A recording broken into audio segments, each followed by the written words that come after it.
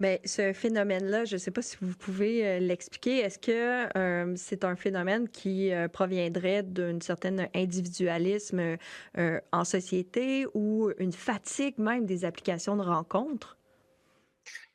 Peut-être aussi que c'est lié avec la pandémie, peut-être que ça montre que les gens sont assez isolés, qu'ils sont un peu moins tolérants des différences, puis des défauts, puis des limites des autres, et un peu plus dans le besoin de contrôle. Mais du côté marketing, on peut se retourner à la notion de relation parasociale, qui, oui, est un terme de recherche en marketing et non pas un terme de psychologie à l'origine, qui émet la proposition que c'est un peu une espèce de mirage humain de la plasticité de notre cerveau, de voir des interlocuteurs, de voir des émotions, des connexions là où il n'en existe pas vraiment, que ça commencerait dès l'enfance avec le super-héros, la super-héroïne préférée, puis que même ça peut fournir des avantages comme d'être plus investi émotionnellement dans les médias, d'être plus diverti, puis peut-être même avoir une espèce de besoin affectif qui est comblé, mais que ça a commencé très tôt avec des téléachats, selon ce genre de recherche-là, avec les animateurs qui passent 3 heures de temps à nous parler de façon familière pour nous vendre un produit.